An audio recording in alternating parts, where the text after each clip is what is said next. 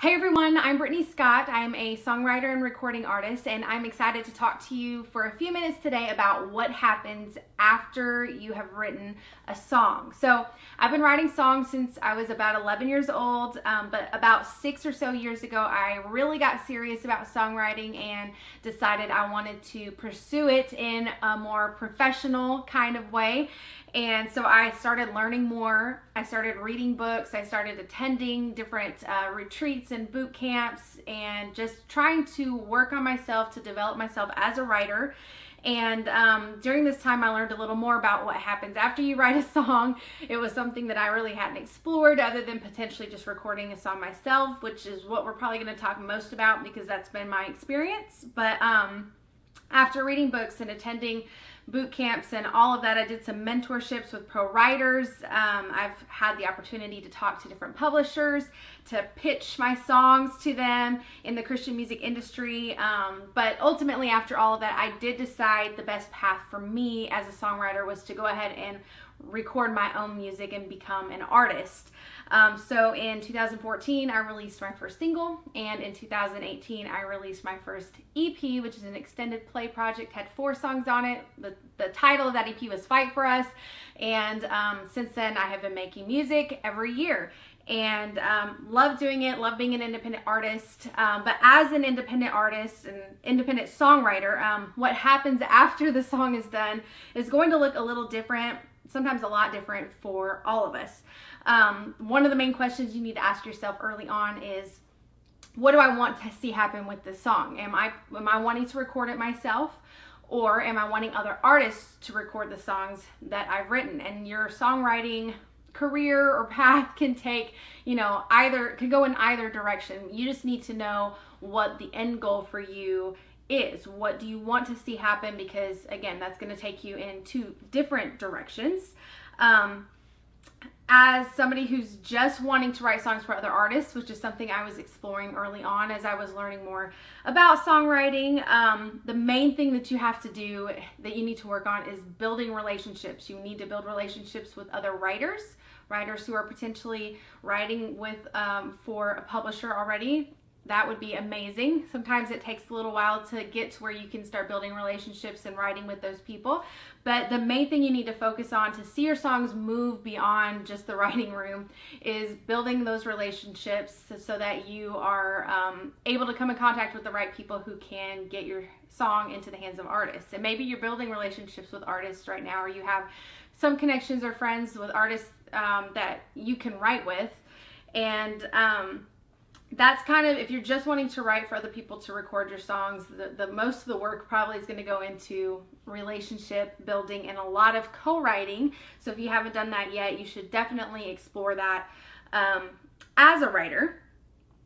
But yeah, relationships is one of the biggest things when it comes to writing songs and getting, other people, connecting those songs to artists, and hopefully eventually writing for a publisher. And again, a lot of times you can seek out a publisher, try to get your songs in front of them, but relationships is going to be your quickest way. Maybe not the quickest way, but the best way to get your songs in front of publishers. And once they've seen that you're having success, a lot of times the publishers will start to connect you with some of their writers and see how things go, and then potentially look at hiring you. This route of going to retreats, you can connect with people at retreats and events, networking, all this, it does require time. It requires financial investment, relationships, like I said, and just a commitment to pursuing excellence in your songwriting. You've got to work on your craft and become the best that you can possibly be at writing. I definitely love to write for others, so I considered this, route for a short time. But then personally, I realized probably one of the best things I could personally do to gain credibility as a songwriter was go ahead and start writing and releasing my own music. And I knew that at some point I wanted to pursue artistry anyway. So I kind of shifted gears and put all of my effort into developing myself as a writer and artist. So writing more for myself. And honestly, since then, other doors have opened for me to start writing for other people. So it definitely was something that worked best for me and helped me establish some credibility as a songwriter, because the songs that I have been putting out have been connecting with people, and people have been using them in their churches and they've done well. So that has given me the credibility that I needed to be able to connect with other writers and write for other projects, like other artists or churches or whatever, which has been great. But if you are not planning on being an artist, let me just say before I dive into the rest of this, because we're going to talk more about what happens as an artist after the song is written. If you are not planning to be an artist, that is perfectly fine. What happens next for you after your song is written really is about all of the stuff I was just talking about: building relationships, connecting, networking. And I know 100% that if this is something God has called you to, He will make the right connections and open the right doors. There are a lot of people you can talk to that have pursued this route, and God has definitely opened the doors and connected them with the right people so that they can move forward as a songwriter. Because my main focus has been on writing and releasing my own music as an artist, I'm going to share what happens for me after a song is complete. But keep in mind, again, it's going to look a little different for everybody, because however much you want to be involved in the process will kind of change what this process looks like. And it just depends. Different artists have different strengths, weaknesses, preferences, budgets, different producers. They might want to produce their own stuff. There's a lot that goes into what this looks like, but there's kind of a general idea that I can give you based on my own personal experience. So let's go all the way back to 2017 when I made the decision to write and record an EP. The funny thing is making that decision was probably the hardest part of the whole process. The rest of it is work, but is also fun. But taking that step of faith and making the decision to do that first project, that was a tough one for me. I wanted to make sure I was in the will of God. I didn't want to pursue something that He didn't want me to, or that might potentially lead me in a direction I did not want to go. And it's costly, so I didn't want to invest a whole bunch of money in something that didn't have a purpose. Not that I knew that probably making the money back wasn't necessarily going to happen, because a lot of times the investment, it takes a lot of work that I have learned now over the years to kind of recoup the money or raise the money to keep putting into new music. But at the time, I didn't have anything in place. I just knew this is going to be expensive, and more than likely I'm not going to make the money back in just CD sales, which I wasn't planning on doing a lot of those. CDs don't necessarily do super great today. But even digital downloads, all of that, I knew that it's not something that you go into expecting to make your living from, or even sometimes cover the cost of making the project. So I wanted to make sure I was doing the right thing. And I did finally take that step of faith. And as soon as I did, God confirmed it, and He opened the right doors and connected me with the right people, which has been awesome. I'm so thankful for, because it's put me where I am now, and I'm hopefully continuing to grow and get better and all of that fun stuff. But once the decision was made to record a song, I basically needed to find a producer and a studio that was in my budget. And there were a lot that were not in my budget. They were way out of budget. And you, like I said, you might be wanting to produce some of your own songs. So if that's the case, that's great. I'm just not the person to ask about that, because I know that I don't have what it takes to produce the quality that I want. I want all of my stuff to be done with excellence, super high quality. I don't want you to be able to listen to it and know that it was, it's either sounds homemade or that, I don't know, that it's not comparable. I want it to be comparable to the standard that is already out there. And I think we should all be striving for that when it comes to the quality of music that we're putting out. There is a standard of excellence, and there's no reason we shouldn't be pursuing that and hitting it. So I knew I'm not the person to produce and record my own stuff. I'm not the musician that I would need to be to make that happen. I don't have the knowledge, the tools, any of that stuff. So I decided to find a producer, and I called 2 producers, and God paired me with the one he wanted me to be with. And so I had reached out to him. His name is Sean Hill. And, you know, we connected. We were able to communicate well. My biggest thing was, can you produce my genre? So I'm not just looking for anybody as a producer, and that's a big deal here. I want to kind of drive that point home. You don't want to just find somebody who's willing to let you pay them for time, let you come in, hit record, and then be done. You need to find a producer who is actually invested in you as an artist. They're willing to sit down and to talk through ideas and to make sure you've got the best song possible, and that they're willing to manage the whole project. They're going to give you their best. They're going to personally be invested. It's a partnership. You got to look at it as like, I'm building a team. When I hire a producer, I'm hiring someone to be on my team, not just hiring someone who's providing a service, so to speak. So that thankfully is what I found in Sean. And there are several producers I would recommend. I'll throw these names out really quick. Obviously, Sean Hill of Uphill Studios, who is my producer. Joseph Salamita, Vanquish Studios in Florida, phenomenal apostolic producer. And Kurt Kanai of North of the Rock Studios in Little Rock. And again, another phenomenal apostolic producer. So if you're looking for a producer, I would recommend one of those 3. And again, finding a producer and a studio is one of the most important decisions you're going to make, because it's going to impact the quality of your final product. And you want to make sure that you are doing this as a partnership so that together you guys are getting the best final product. So a lot of people think that once your song is written, you just pay someone to create and record, you know, musical tracks if you're not doing any of the instrument playing on your own stuff, and then you just come in and sing, and then that's it. And if that's been your experience in the past, you're in the wrong studio, because again, you want someone that feels like they're invested in you. They care about you as an artist. They care about your artistry. They care about the songs that you're putting out. They need to be just as plugged in and invested in what you're doing as you are. So find someone that believes in you, and when you do that, you're on your way to an incredible project.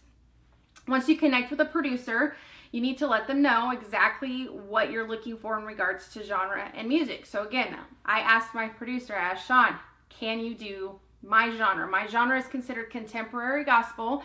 It's kind of an in-between that modern praise and worship and black gospel music. It's kind of where they meet. You can think of people like Israel, Travis Green. There's a lot of people now that are filling that contemporary gospel genre right now. And so I was like, can you do this genre? Because I want it to feel churchy. I want it to fit and be stuff that we can use in our churches. If somebody listens to it, they go, yeah, I can hear our church doing this. And of course, he's in Atlanta. Very gospel heavy area, so he was like, absolutely. And he grew up in a lot of like gospel influenced style churches, so no problem there. So as soon as I knew that he could do my genre well, I was like, all right, let me get a quote from you. This is what I'm looking at. And you need to explain everything that you're kind of interested in, because this is going to impact your quote. So for me, I knew I wanted to do contemporary genre, full on like worship team style. So that means I want a full band. I wasn't doing anything that was going to have an acoustic sound to it, which means more instruments, more musicians that you're potentially hiring. I wanted full BGVs. I wanted to make sure I had like a praise team. I wasn't planning on doing any solo songs, singing by myself. So you just want to go through the details of, this is what I'm looking for. This is what I'm kind of expecting from the final product. And with that in mind, you're going to get a quote from your producer. And I would say to shoot for somebody that can get you in that $2,500 to $3,000 per song range. I think that's kind of a good target price range that's not too cheap, where you're going, okay, am I really getting my, am I going to get my money's worth and I'm going to know like I should have paid more, or something that's just out of your range and kind of ridiculous. So the great thing I knew about Sean was that he's using a lot of the same people that Nashville studios and Nashville producers are using, but they were charging a whole lot more. I did get some quotes from people in the Nashville area. They were charging a whole lot more way out of my price range. But with Sean, not only is he giving me, a quality product, and he's making sure that he gets paid, everybody else gets paid well, but he's also using top of the line people, quality people that are going to, again, help us produce that high quality end product. So they give you a quote, and then you will pay them. Usually it's half down, and then you might have like 2 more installments to finish it over the course of your recording, depending on, like, most of the time for me, I pay half down, and then when we start working on vocals, I'll pay another quarter, and then when I get the masters or the mixes done, I'll pay the last part of that. The other thing that happens with the payment is once you get that quote and you pay your producer in that studio, but the producer, they manage everything else. So they are going to be doing all of the hiring of your team. Especially in my case, Sean is hiring everybody. He's making sure everybody gets paid. Once I pay him, I don't have to worry about tracking people down. I don't have to make sure that people have the material and are learning it and in a timely fashion. I don't have to make sure that people are getting paid. They manage all of that, which to me is a huge relief. That's something that I like about having a producer that is on my team. And maybe you also find it a relief to know that your producer is going to be handling all of the hiring. Maybe not. Maybe you have some people in mind. And if that's the case, you need to, again, communicate with your producer. For me, I let my producer hire all the musicians, all the background vocalists. We have the same team now that we've worked with for the past 3 years. I love them. They do my style, my genre well.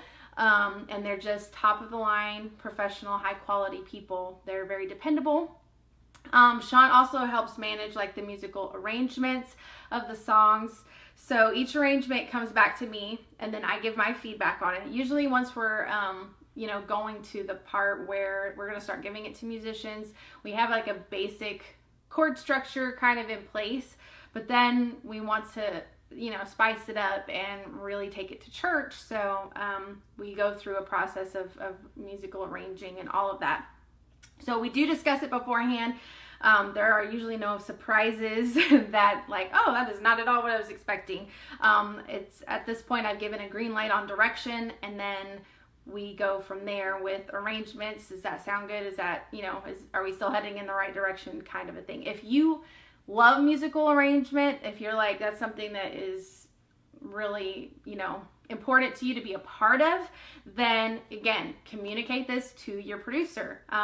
If you don't want to do the musical arrangement like me, I prefer to have somebody that I know is going to knock it out of the park, and that's not necessarily my strength. So I'm like, let's get somebody that can help, and I just know direction usually. I'm more of a vision and direction person, and then other people could come in and really help fine-tune the details to make sure that that vision, comes to pass. But you always have the option. The great thing is to say no to something. So even if other people are involved in those details, if something comes back to you and you don't like it, you can always say no. And again, if you want to be involved in that process, you just let your producer know. Like early on with Sean, I said, the main thing I want to be involved in is the vocal arranging and when we're laying down vocals, because I have specific things that I know I like, and I know that works for our church, and specific ways that I want to push the vocals a little bit to be a little bit of a challenge for those who want to take on the challenge. So I just let them know up front, I want to be in the studio and a part of that process. But the other things, I'm okay to hand off. With the music, back to that, as each group of instruments is laid down, for me, I would get a new version to listen to and approve. So usually for me, the song gets laid down with, there's like a basic chorded piano like track. It's nothing fancy, literally just kind of holding a chord. C, F, C, G. You get the idea. But to that, we start building the track, and eventually that basic piano thing goes away. But for me, usually the drums get laid first. My producer's also my drummer, so he lays the drum track first, and I'll get that back and get to listen to the drums and say, yes, that's, great. Or if there's something that feels a little weird to me, I'll say this part feels a little weird to me. And honestly, I think I've only done that maybe on 2 songs where something came back and it wasn't just quite, didn't feel just quite right to me. It didn't mean that it was wrong. It just wasn't necessarily what I felt was going to work for myself personally and maybe in our churches. So at that point I would say, can we try something different here? Either throw out an idea or just let him know, you know, what doesn't feel right, and then he would come back at me with something else. Once the drums are good, we would get keys laid down. That includes like organ, aux, you know, synths, all that stuff, and then get that back, listen through. Then you would do bass and then guitars. So everything kind of gets laid one at a time. They're not in one big room just playing it all together, and a lot of places don't really do that anymore. But each track is laid. You might even have one person in one state that records the drums and another person in another state that ends up recording all the keys on top of that. They're allowed to do this more remote now, which is fantastic because it gives you access to more amazingly talented people that can be a part of the project. So yeah, they kind of lay all of those, and then I basically approve as we go until we have the final track. The musicians do get an arrangement, but they also get to bring their creativity to this track. And I think that's one of the great and fun things about songwriting and recording, is that it really is a very collaborative process. And it's so cool because you get a little bit of everybody just kind of investing in this song, and they're bringing their best and they're bringing their creativity, and the end result really shows it. Because, you know, once you hear that final product, everything that has gone into the song and all the people that have poured into the song, it just really makes it come alive. And to me, every time I hear that final thing, I'm just like blown away at how amazing it has all come together, and that it sounds, and all the creative little things that the bass does and that the keys do, and it's just really fun. So I love the collaborative approach and process of doing this. So once all of the music is complete and approved, that's when I get a little more involved in the process, because like I said, I like to be involved more in the vocal arranging of the songs. And again, because I'm in a contemporary gospel genre, something that's churchy, it fits well in like an apostolic church. We go all out with the BGVs and make sure that the songs are ready for church. So at this point, I usually fly back to the studio, and I'm there for the first 2 to 3 days while the BGVs track their vocals.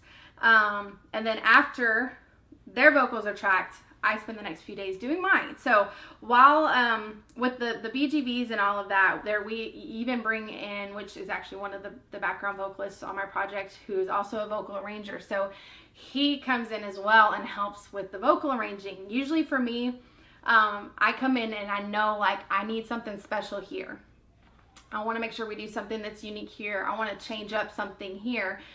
So I can come in again with the more broad vision of what I'm wanting, and then I have a team that can help me with all of the little details, who are very good at whatever specific job, you know, that they have. And that teamwork is really what creates that wonderful end product that everybody enjoys. So we usually work through the ideas for each song in the studio, and then all of those vocal tracks get laid, and then it's my turn to go to work.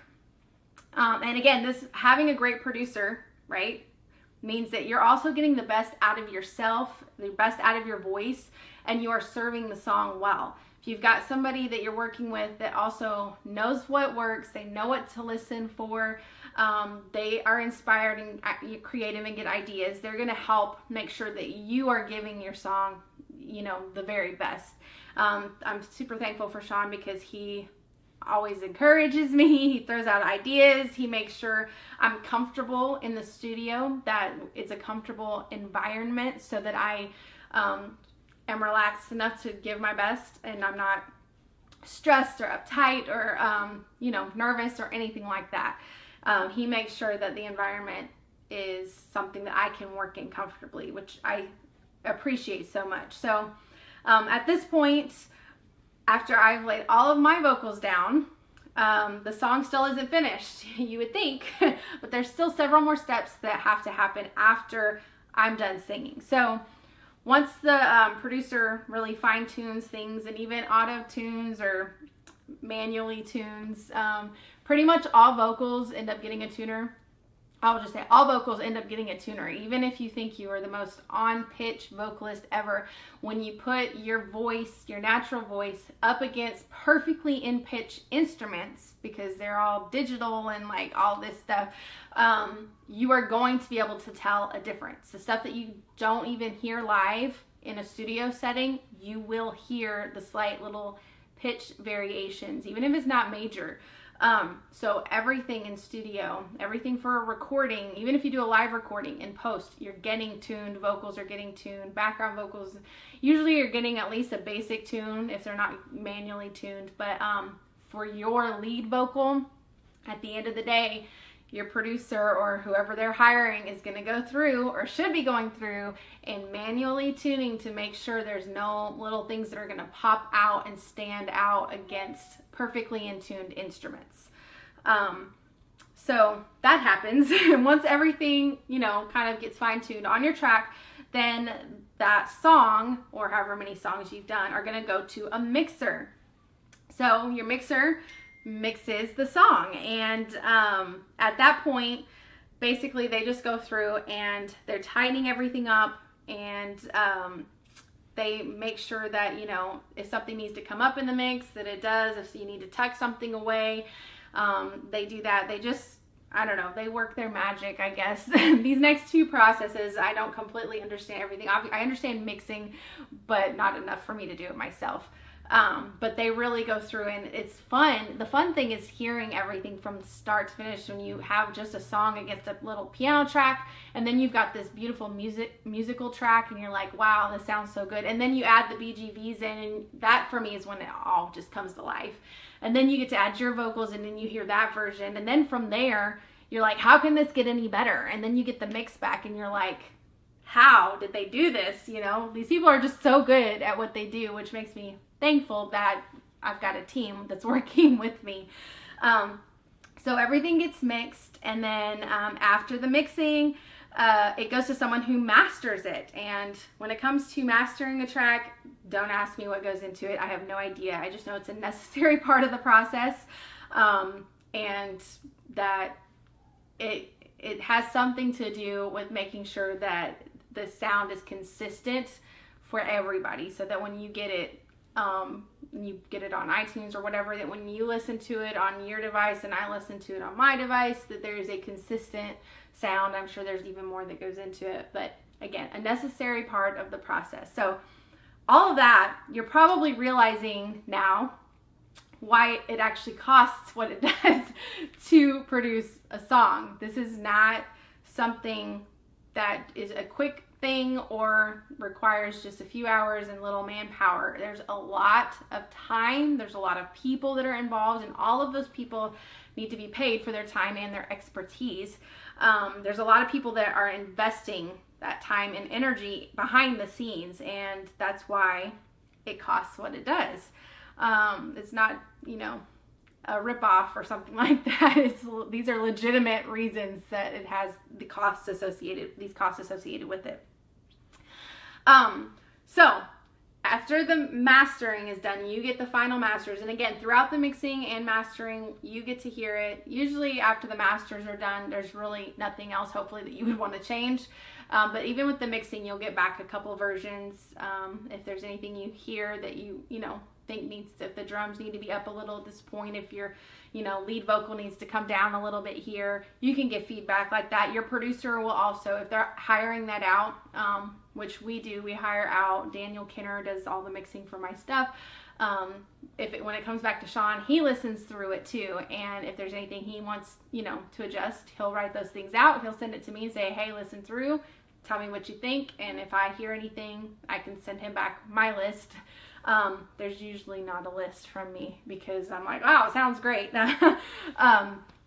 But they'll just make some final tweaks, and once you're fine with that, it goes to the masters after masters is done. So final product, and now it's time to get that song out into the world. So hopefully you have some artwork at this point. The first two projects I did, I ended up just hiring a photographer. Mark Gochi, who is phenomenal in the Northwest. I hired him. We did photo shoots, and based on kind of the idea behind what I was wanting. And then after I got the photos, I ended up just designing the covers myself because I really couldn't afford to hire anybody else at this point. And I would have rather put the money into the music and do what I could do when it comes to the album art for the other, you know, when it comes to spending money. I was like, I could save money by doing it myself. For these next 5 singles that I'm actually releasing, I just released This Is Revival, and I'm about to release Never Break a Promise on October 16th. But for this collection, I wanted it to feel like a collection, even though we are releasing them as singles.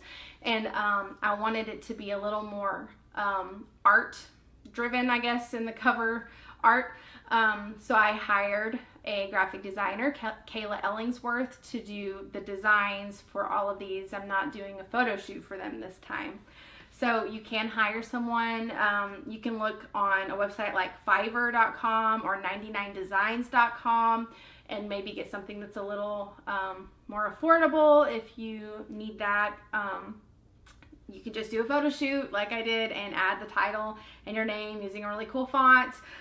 Get creative. You can keep it really simple, or yeah, there's just a lot of options depending on what your budget is. So figure out what your budget is and then, you know, go for your artwork from there. And I would recommend getting creative. You want your artwork to really support that project as well. So sometimes it works to do a photo shoot. For instance, with the very first one, Fight For Us, I was like, okay, we're going to do a photo shoot, but I want smoke because the title of the song is Fight For Us. I want it to have that kind of like battle kind of feel. I got a cool jacket that had like these metal studs on it, and we used smoke bombs in the photography, in the photo shoot and all of that. So don't just grab a picture, slap it on there with the title. Make sure that, you know, it feels like a cohesive project, that it's supporting the title and the project of the song. The project with all of the songs, the collection rather. So anyway, past album art, if you already have that, or, you know, hopefully by the end when you get the masters, you also have the album art too. But at this point, you're going to need a distributor. So there are places that you can go to help with this.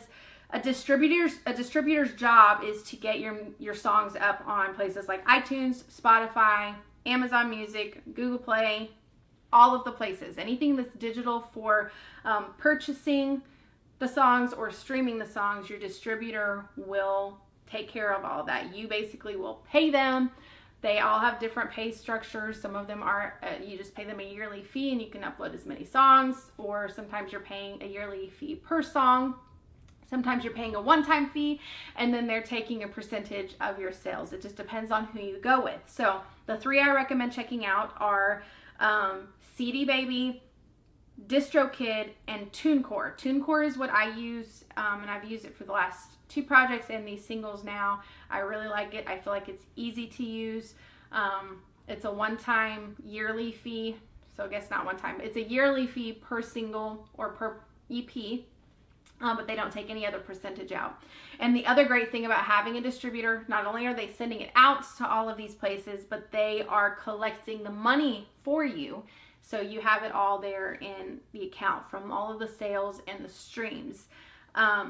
So they'll make sure that you get paid for all of that. You'll want to make sure that you add your song or your project at least, I don't know, probably shoot for like at least 6 months. 6 months, not 6 months. Probably shoot for about 6 weeks in advance, just so that you have plenty of time for them to get everything to the sellers and streamers and all of that. And then they have time to approve it as well. Sometimes, like with iTunes, for instance, or Apple Music, it'll go through a little longer process if they decide to, you know, take it through their longer process of approval. It just depends. And you also can do like a pre-order option, which is great if you're doing a full-length project or an EP. With the pre-order, you can make, you know, a song available immediately. So pre-order that project and you get this song, you know, right now. And then even with singles, you can still do pre-order, which basically just ends up helping with the numbers on the chart. So it's like an extra $15 on TuneCore. But when you get a bunch of pre-orders, the day it goes live, all of those count toward where your song ends up on the charts. Honestly, yes, it's just mainly like a vanity metric because it's fun to see your song on the charts if you can chart, like on iTunes and stuff. But so it's up to you whether you want to spend the extra $15 to go for that or not. I'm not gonna lie, I usually do. I think it's cool for apostolic people to be on the charts, and for our church and our movement to see like we're not, we're legitimate.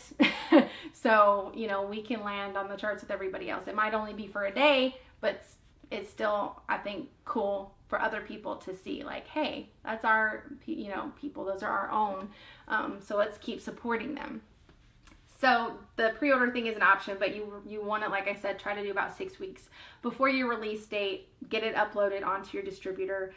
Once you upload it, they do the rest of the work for you. So once you pay and get everything on there, you just let them do what they're going to do. And then CDs, let's talk about that for a second. They're really not that common anymore. But I do recommend, if you, especially if you're doing any traveling or leading worship at like a conference, or events or anything like that, I recommend printing like a small batch to have at the live events. So for me, I usually do about 300 CDs, not for singles though. So like this next group, I'm releasing all 5 songs as singles. At the end, I'm going to release them as a collection on an EP. And then at that point, I would print probably about 300 just to take with me to live events for the people who ask, hey, do you have CDs? But for the most part, where you're going to end up making your most money, this is kind of crazy. Things have really changed. So I think the last little statistic thing I saw was the majority of your income as an artist and songwriter is going to be from streaming. So that being said, there are some things you can do to help grow your audience on the streaming platforms. Now, it might mean a little more investment up front that you don't necessarily see an immediate return on, but it's worth it to build up your listeners and your streams to where they're consistently high, and then you will start seeing that return as you go, especially if you're going to be putting out music consistently. So you can connect with people who are help like pitch your songs to Spotify playlists. There's a lot of different things you can do. I work with a guy named Kevin Weinberger, and he's also one of my co-writers on a lot of the songs. And I think it's Courage Studios, if you want to look that up. They have a side that is marketing. So they help with Spotify pitching and ads, and he does some stuff with YouTube. You'd have to check with everything he does. But I work with him when it comes to Spotify to help land the songs on big playlists, to introduce the songs to our to listeners I might not have come in contact with before, and help drive streams up. Now you are getting like 0.006, I think, cents per stream, which is incredibly low. But if you get to 1 million streams, then I think it's like $6,000 if I said it correctly. I know that 1 million streams is $6,000. I think that's 0.006. Anyway, hopefully I'm not doing terrible math on this video, because I'm just pulling that out of the air at the moment based on conversations that Kevin and I have had. There's also another one called Marketing with Wisdom. They are just like Christian music marketing. I actually think they just started a new branch of Marketing with Wisdom that is called Christian music marketing. So these are all places that you can look up that will help you increase your streams, because at the end of the day, that's where the majority of income is coming from right now. And then digital sales, a very tiny percent of CD sales. And then even smaller is sync licensing, which is like on film or, something like that. Other ways that you can help make money back, if you're writing songs that are for the church, and this is why sometimes people wonder, like, well, why are we charging for chord charts or, vocal charts or whatever? Like, shouldn't those things be free? Well, in a perfect world, yes, I would love to give everything away for free. And in the past, I have given a lot of my chord charts away for free. But when I decided to start doing these EPs, I knew I had to find other ways to help cover the cost, because just those sales and streams were not going to cut it. So one of the ways to help make some of that money back is by creating good chord charts and vocal charts, rhythm charts, and selling those. And so all of those I have done for me, again, because I can. I've connected with people that are great at and have talents that, you know, I would prefer to use their talents and let them invest a little bit of their time if it frees up my time to focus on something else. So I actually hire someone to transcribe everything for me, and make sure that I have chord charts available for sale.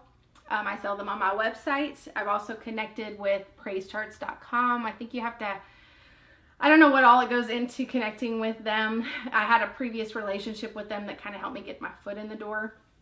But I sell them on there. I sell vocal charts. I sell the stems. So talk to your producer and make sure that at the end of your project that you want the stems. You might have to pay a little extra to get the stems for the project. It's worth it though if you're doing stuff that churches are going to use, because that's another thing that you can sell that helps recoup some of the costs.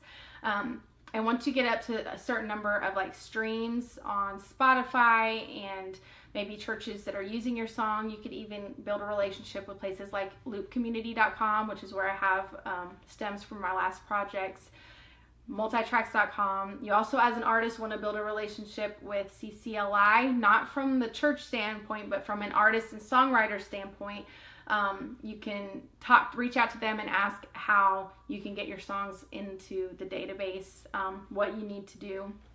But all of these little things will help you recoup some of the cost of recording. And you need to utilize all of them, because all of them, even if it's just $50 a month here or, you know, $150 a quarter there, all of those things are going to add up. And anything that you can use to help recoup some of the costs and of the, you know, some of the expenses that you're having to pay. Because again, keep in mind, you're not just paying your producer too, whatever that quote is. You're also paying for travel. You're paying for maybe a hotel.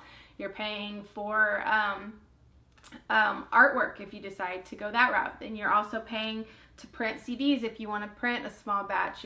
You're paying for distribution. There's a lot of other little costs that are going to go into this. So we want to try to find ways to cover those costs as best we can.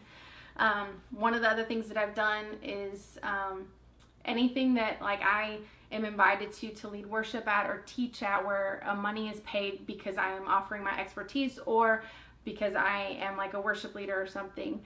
Anything that's music related, I turn around and I put that back into my music, because to me that's stuff that can come in that can go right back into me to producing more stuff for the church. So you can find ways to kind of build your music fund account.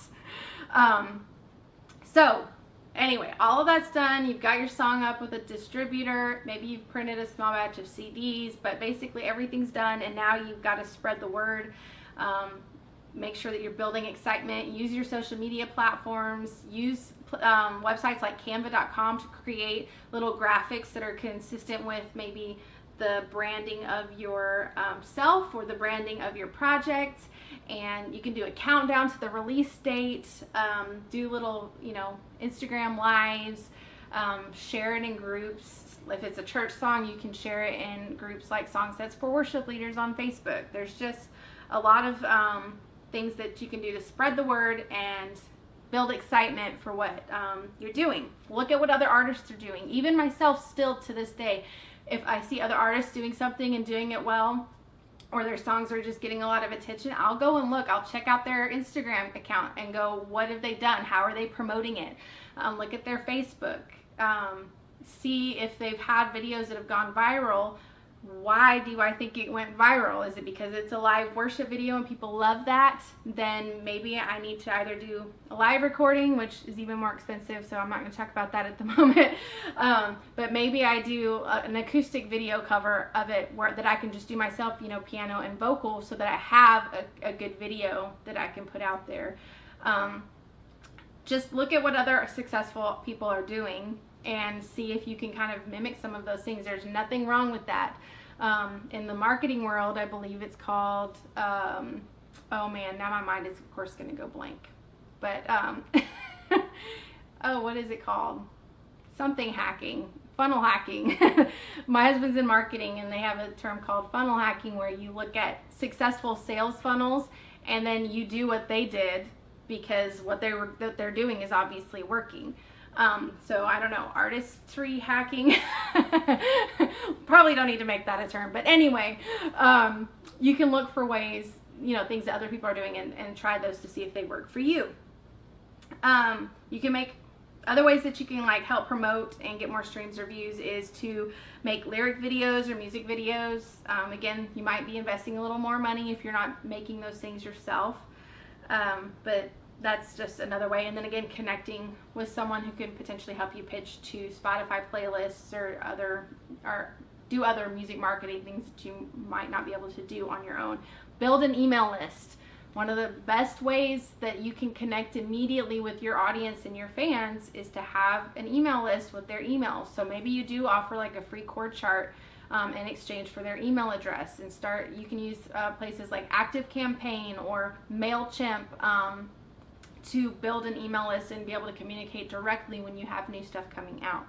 I'm not going to go way deep into all of that because the marketing thing would be a video all on its own, but I just want you to know there are options out there and there are ways for you to connect with your fans. So I know fans is a funny word for us because we do this as ministry and we look at the platform God has given us and take it very seriously, and we hope everybody's a fan of Jesus, but at the same time I don't know what better word to call them. So please, I know you understand, but I hope that you understand what I'm saying when I say that. So, well, I think that's probably about the end of the process, especially for me and my experience. Now, again, yours might look a little different depending on what you do, where your strengths lie, and how much you want to be involved in the process and what parts of the process you want to be involved in. But hopefully you got something out of this as far as what kind of happens after the song is done. How do you go from a completed song as far as writing goes to an end product? And that for me is what it looks like. So if your path looks a little different, that's totally fine, and you need to really decide what path that you want to choose. Make sure again that if I want to be an artist, this is where I'm going to go. If I just want to be a writer, there's going to be a lot of hard work that goes into that, but at the same time it can be done. And putting the hard work into anything, if you just put in the hard work required, you will be successful. And again, if you're called to do it, God will always open the right doors and close the wrong ones. There are no overnight or quick success stories, believe me. A lot of times we look at people and it might look like an overnight success, but the reality is you haven't seen all of the years of work that have gone into it, writing, raising money, finding ways, building relationships, going to retreats, trying to network. There's a lot of stuff that probably went in behind the scenes that you just don't know about. It all requires hard work. So no matter what path it is, even as an artist, whether it's, just writing for others or writing for yourself, it's going to require a lot of work, and there's not going to be any overnight quick thing that happens where somebody just discovers you and then ta-da, you're, a star or whatever. So make sure that you just are willing to put in the work and the time required to make it happen. So yeah, thank you guys so much for hanging out with me for a little bit. I do believe that now really is the time for apostolic artists and songwriters to rise up. God is already raising so many up and opening doors and opportunities, and the church has become so much more supportive of our creative communities, giving us space and platforms to really be creative and to share the gifts that God is giving us. So now is the time. God is raising up an apostolic voice when it comes to the music, world, I guess. So I definitely believe God is moving, and if this is something you're feeling, then you need to pursue it and be a part of what He is doing. I challenge you to just join this creative community. Let's link arms and, we'll advance the kingdom together. So thanks for being with me. I hope you have a wonderful day.